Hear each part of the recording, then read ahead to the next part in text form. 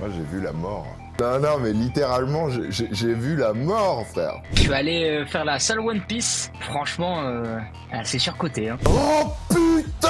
Et il commence à me faire un salto, 2 saltos, 3 saltos. Au 4e, j'ai fait une micro-perte de confiance. Genre vraiment, genre blackout, comme ça. Ah ouais, la violence. 30€ la séance. Tu peux rester qu'1 heure. Première larme est cool. Non, mais on se plaint souvent en France, tu sais, d'avoir des salles qui sont équipées avec le matos le plus basique de chez basique. C'est parce que vous êtes des bœufs, les gars. On dirait qu'il m'agresse. Il m'attrape. Oh, ça, c'est le règlement intérieur. Tu filmes pas, tu prends pas de photos, et si t'en prends, tu les postes pas sur Instagram. Qu'est-ce qu'un bon coach pour toi? Est-ce qu'on parle d'un bon coach qui a un gros CA ou est-ce qu'on parle d'un bon coach qui accompagne bien ses élèves? Là, ça va taper fort aujourd'hui. Bagarre cast. La bagarre, le podcast. Yes, comment tu vas, Romu? Écoute, toujours vivant et toi? Moi, j'ai vu la mort. T'as vu là? Vas-y, raconte, parce que Non, mais tu m'as pas raconté littéralement, encore. j'ai vu la mort, frère. J'ai sauté en parachute hier. Oh, le truc de fou. Vas-y, raconte, c'était comment? Bah, c'était pour mes 30 ans, ma femme qui m'a offert un saut en parachute, donc sur la base aérodrome de Dex. D'ailleurs, je les remercie. Je sais pas si on pourra mettre leur Instagram pour que vous T'inquiète, alliez en voir. post-prod, t'inquiète, on gère. Sauf que je devais y aller pour le jour de mon anniversaire et ça a pas pu se faire. Du coup, il s'est passé un mois. On était le combien? Ouais, On ça était date un peu, quoi. le 18 février hier. Du coup, j'ai bien eu, tu vois, 3 semaines pour me préparer psychologiquement à faire le grand saut dans le vide. Et moi, je suis quelqu'un, tu sais, qui arrive à skip un petit peu les émotions négatives et essayer de les faire redescendre dans le sol pour pas y penser, sauf quand je serai devant le fait accompli. Donc, franchement, j'étais zen, toute la route zen et tout. J'arrive là-bas, les mecs ils sont super cool et tout, tu vois. Et mon père avec ma femme qui essaie de me faire monter la pression. Alors ça va et tout, tu stresses pas. Ils étaient plus stressés que moi, tu vois. Jusqu'au dernier moment, tout va bien, le mec m'équipe et tout. Et au bout d'un moment, tu sais, il s'avance vers moi pour rigoler, il me fait et ouais, donc du coup, on va faire des saltos, tu vois. Mais le mec, je sentais qu'il faisait ça pour me mettre la pression, tu vois.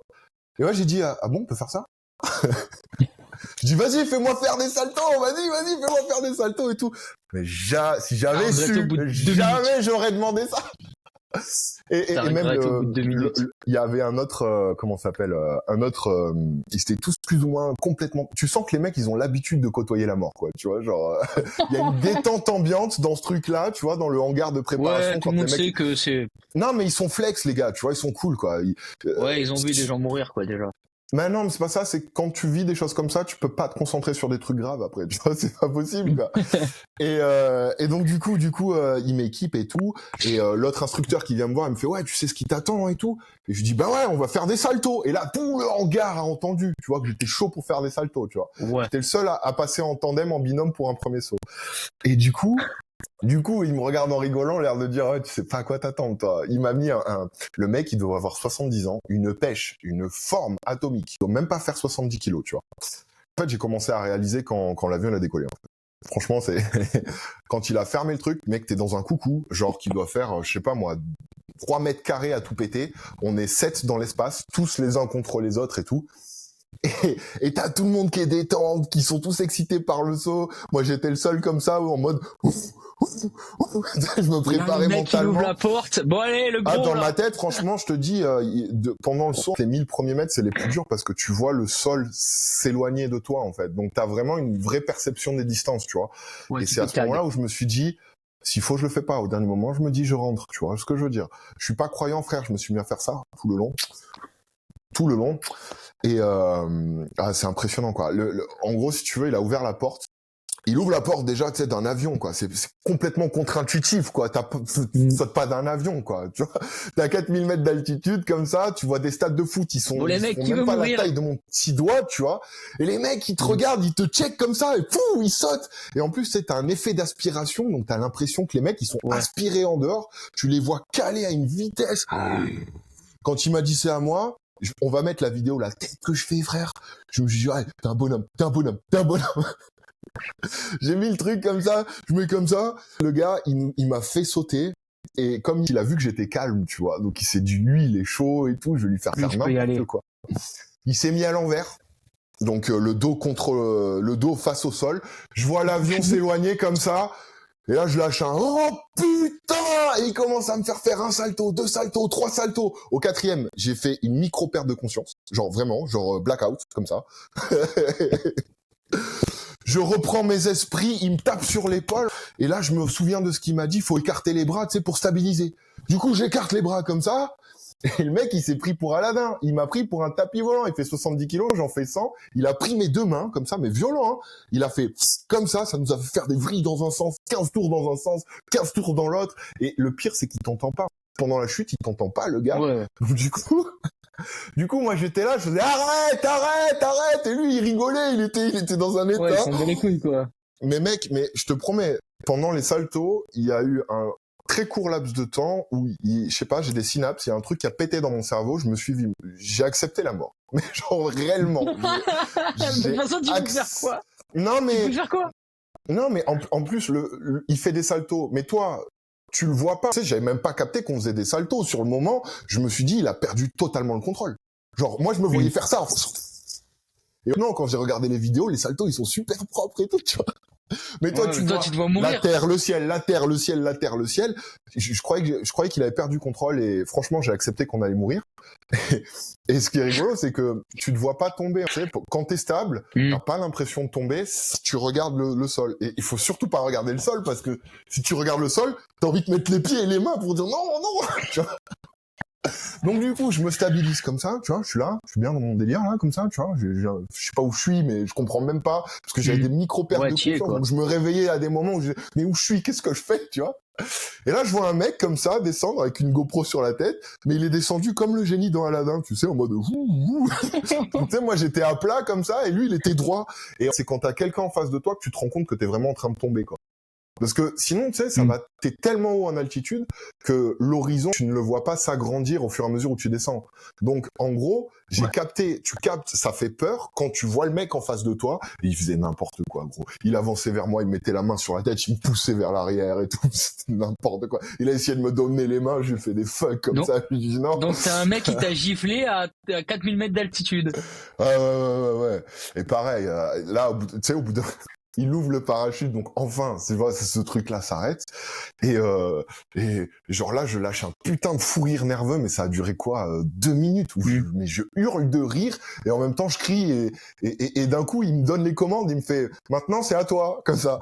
Et franchement, moi je suis vraiment casse-cou pour faire des trucs. Mais là, à ce moment-là, je lui dis non. Je lui dis non, je veux pas. Il me fait mais si, c'est mieux pour moi. Je dis non, laisse-moi tranquille. Mais mec, Ça a duré combien de temps le saut? Il y a 50 secondes de chute libre. Et ensuite, c'est long quand après, même. je te dis honnêtement, franchement, je pense que c'est les saltos qui m'ont directement... si j'avais sauté normal, je pense que je l'aurais bien vécu. Mais là, le mec, il s'est dit, ouais, le mec, c'est un gaillard, il a pas peur. Alors que je suis juste que je ne montrais pas, tu vois. Mais le mec, c'est un gaillard. T'as juste fait le mec, il s'est dit qu'il allait... il peut y aller. Ouais. Donc du coup, il s'est vengé, il s'est régalé, quoi. J'étais un tapis volant, gros, tu vois. Oh là là. Et du coup, ouais, t'as 50 secondes de ça a duré quoi, de bonnes minutes. Ouais, et après, t'as 2-3 minutes de descente, où le mec, pareil, il me faisait faire des...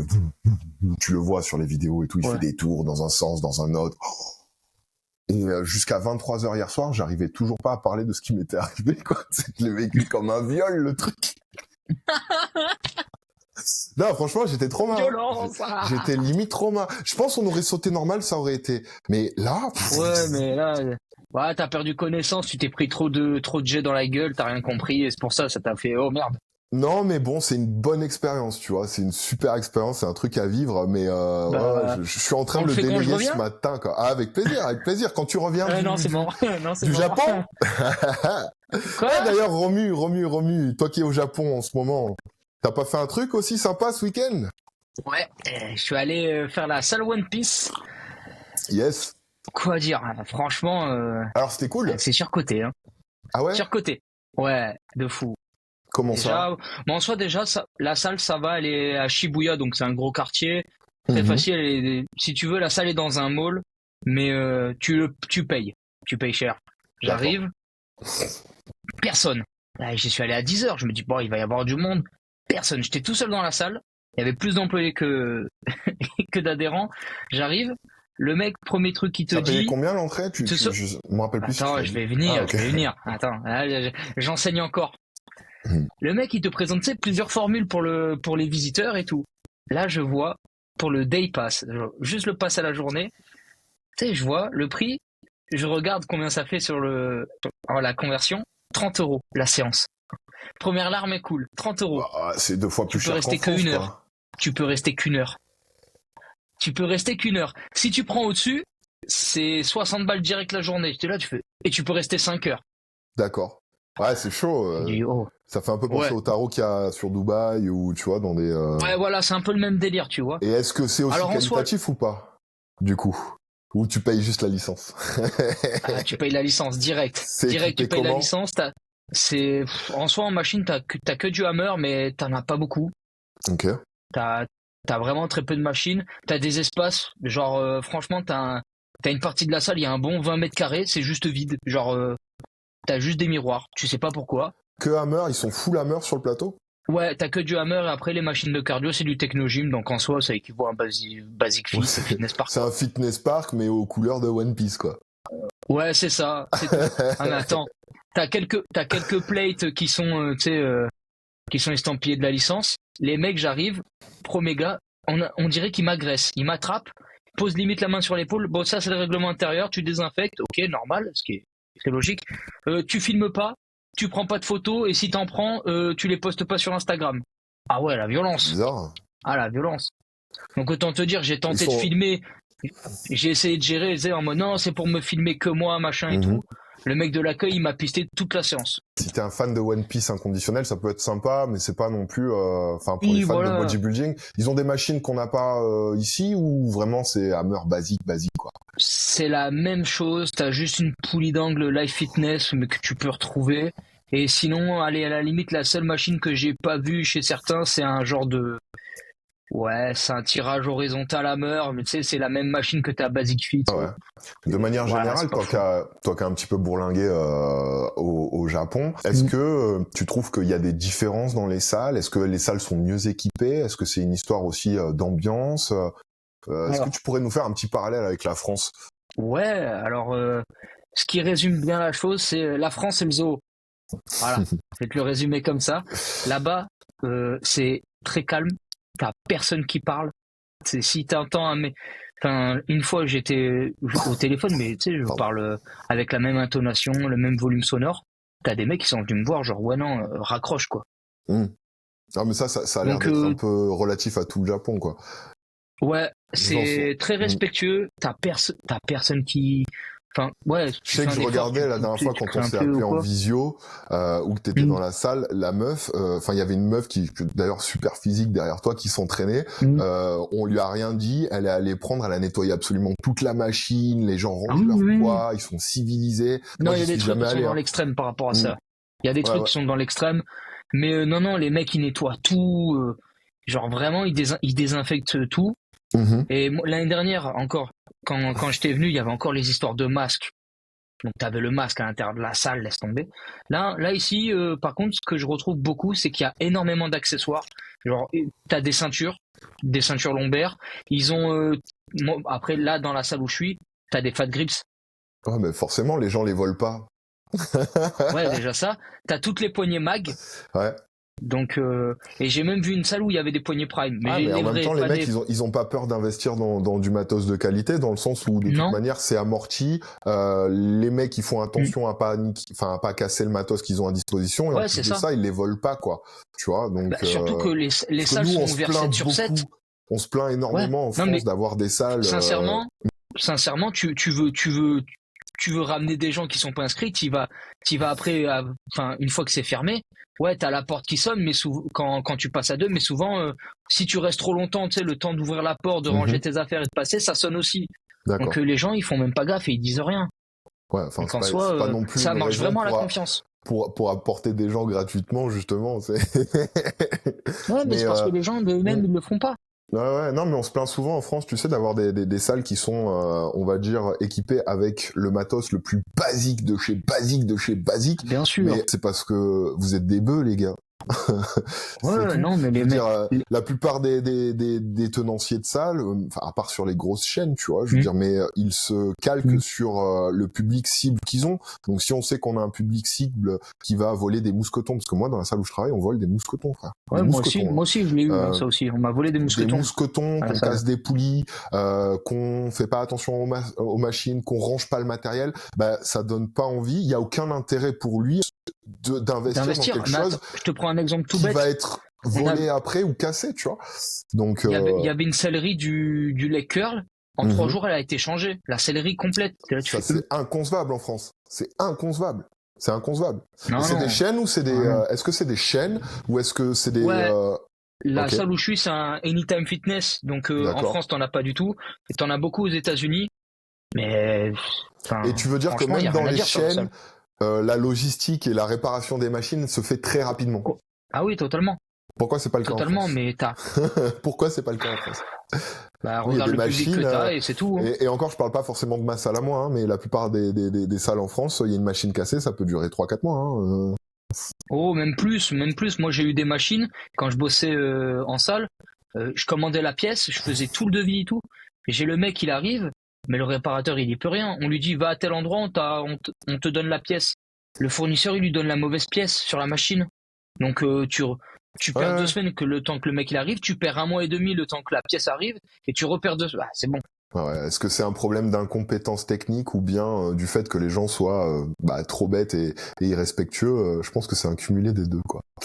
Donc Ouais, ouais. je pense aussi. Du coup, petite expérience au comment ça s'appelle One Piece Gym, pas top, quoi. Ouais, pas fou, pas fou, pas fou. Surtout qu'en plus, j'étais tout seul, quoi. Je devais être le seul clampin qui est venu de la journée. Ok, Franchement, tu ok. pouvais me laisser tranquille, quoi. Dommage. Mais voilà, c'est fait, c'est plus à faire, quoi. C'est Voilà, je fait. perds Voilà, c'est 30 comme euros. moi, j'ai coché une case. Voilà, nickel. Moi, j'ai vu la mort. Toi, tu t'es dégoûté de One Piece. C'est bien. Voilà, nickel. Yes. Ok, poulet. Je te propose qu'on ouvre parce que là, on a fait Les une belle balles. intro. Alors, dans un Oh premier là temps, là. les amis, les boys, les girls, moi, je vous invite à vous abonner à la chaîne, à nous lâcher un petit pouce bleu, activer la cloche parce que tous les dimanches à 18h, on sort un nouvel épisode de ce podcast. Et je vous invite également à mettre en commentaire si vous avez des sujets pour les prochains podcasts qui vont arriver, de nous donner des petites indications sur des sujets que vous aimeriez bien traiter avec nous. On vous en remercie par avance. Je te laisse la parole, Romu. Allez.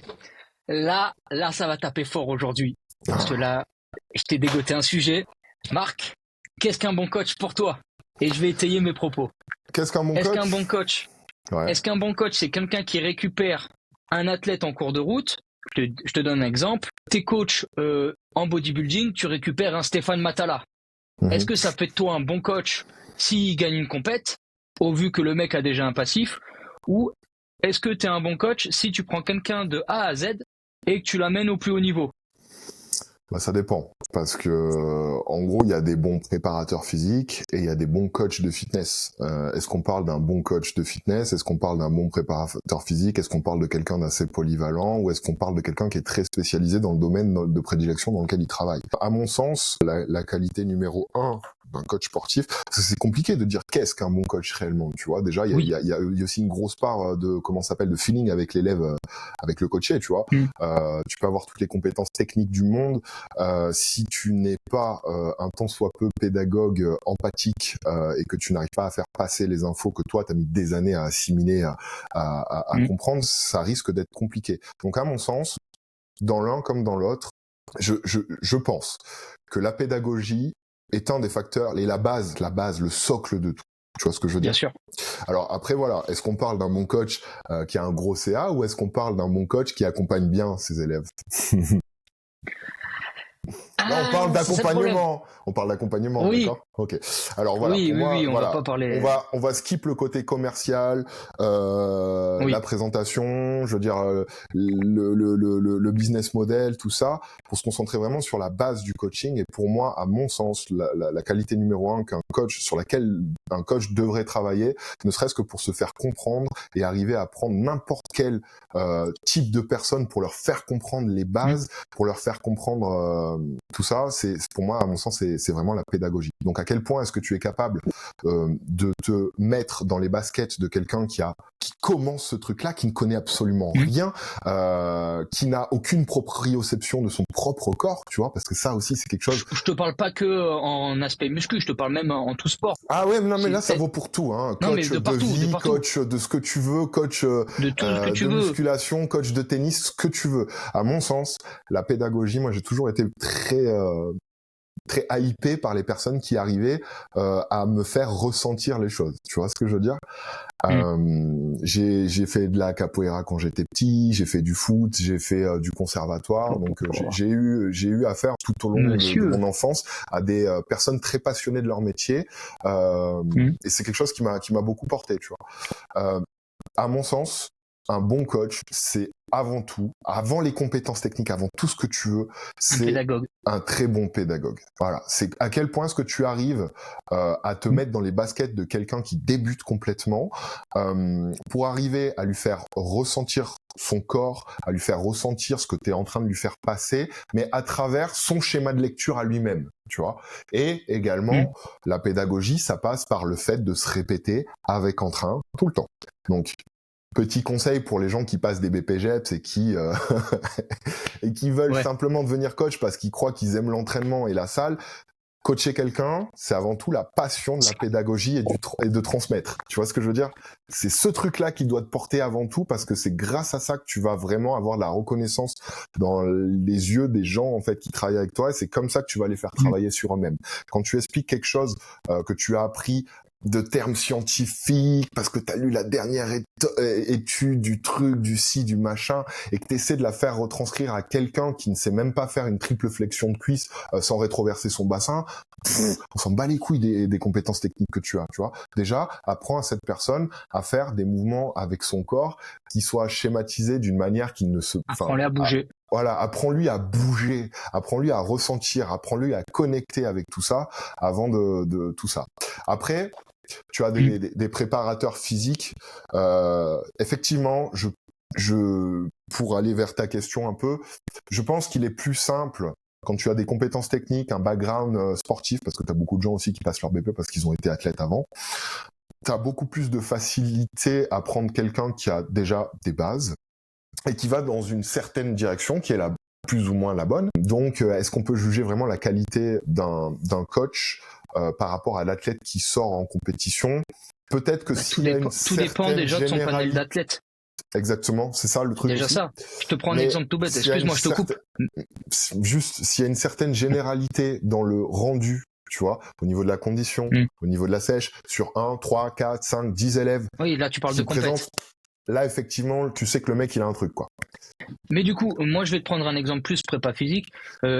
Hormis, oui, le but principal, c'est d'avoir une bonne pédagogie et de savoir s'adapter, je vais te dire.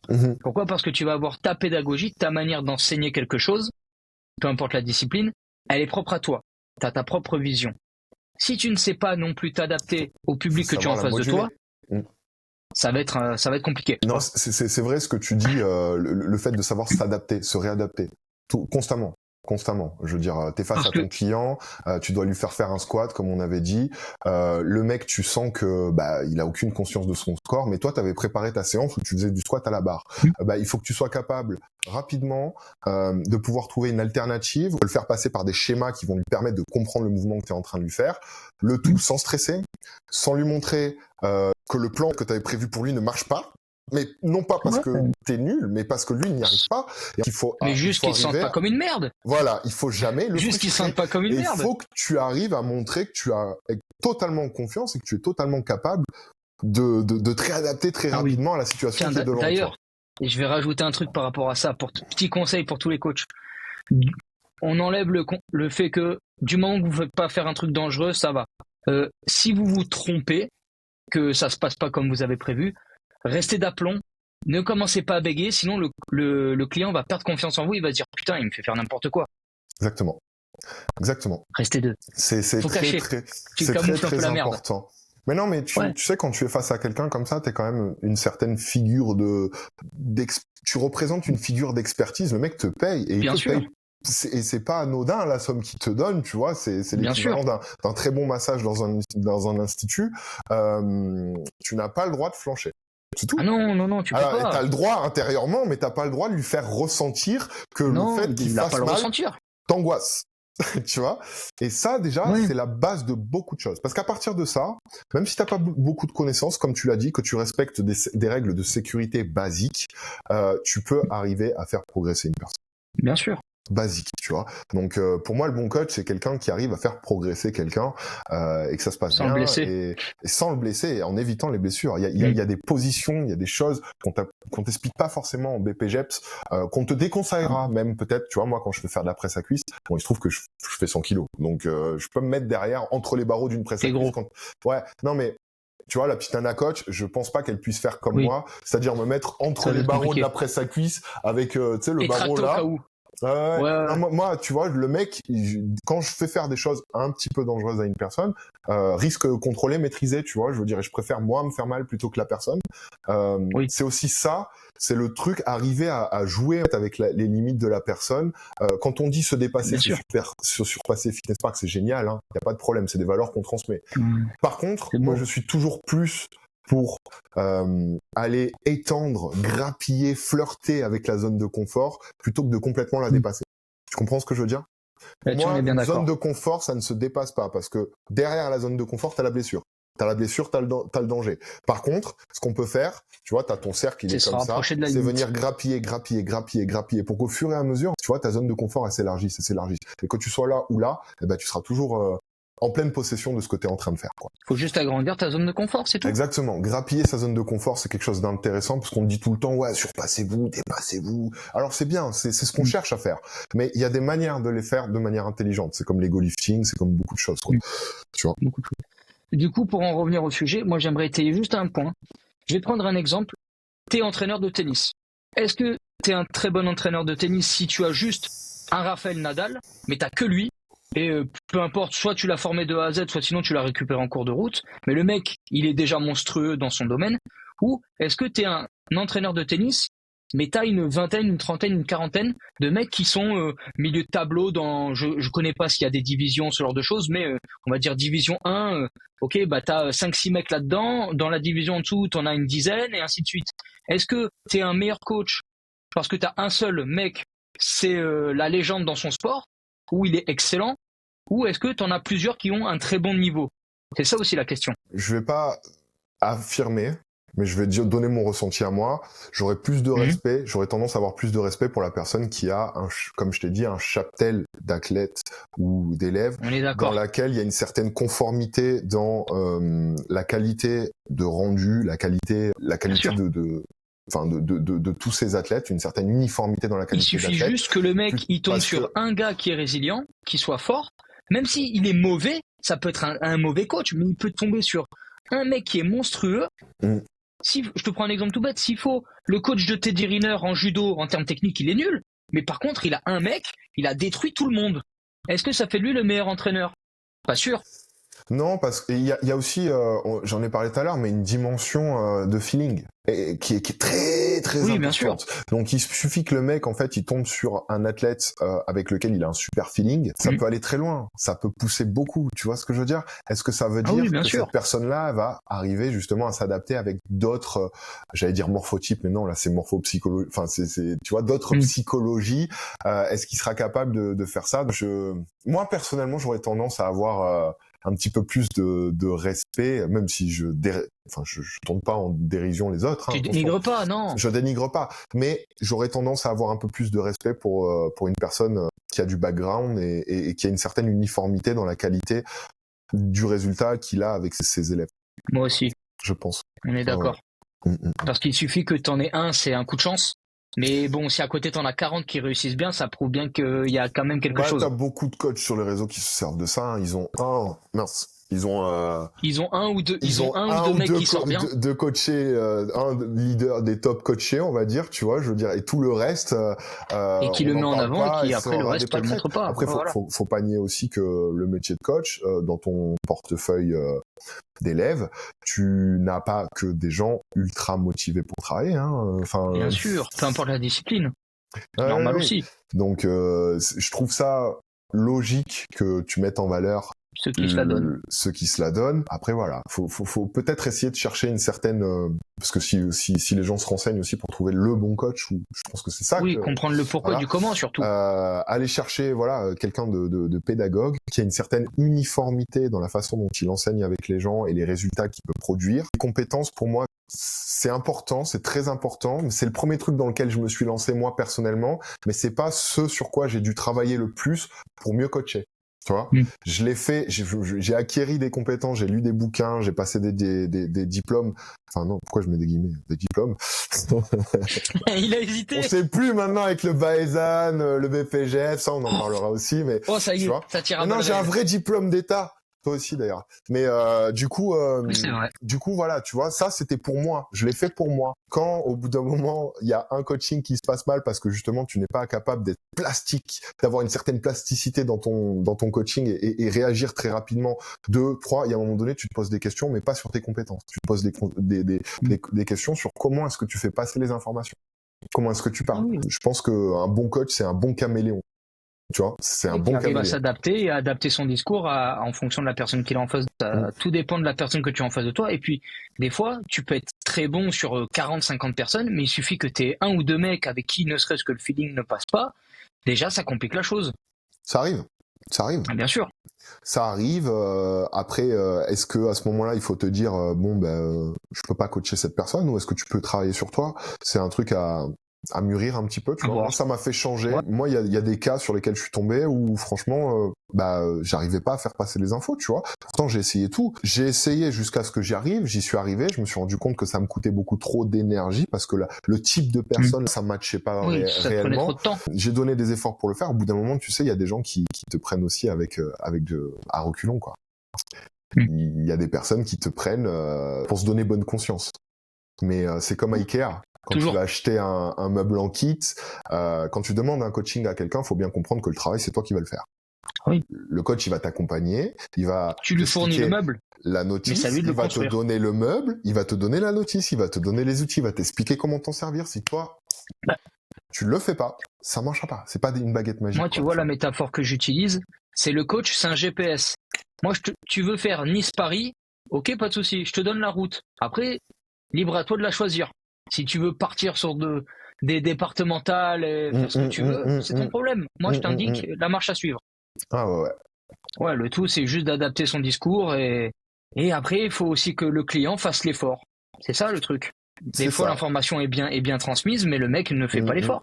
Non, mais après, même dans la motivation et tout, tu sais, t'as aussi une grosse part, par exemple, sur du suivi en ligne, t'as quand même une grosse part de motivation, tu vois. Mais quand tu le fais 1 fois, 2 fois, 3 fois, que t'essaies tous les leviers que t'as appris pendant des années, qui ont marché sur d'autres et tout, et que la personne en face de toi, tu te rends compte que c'est pas d'un coach, c'est d'un psychologue, en fait.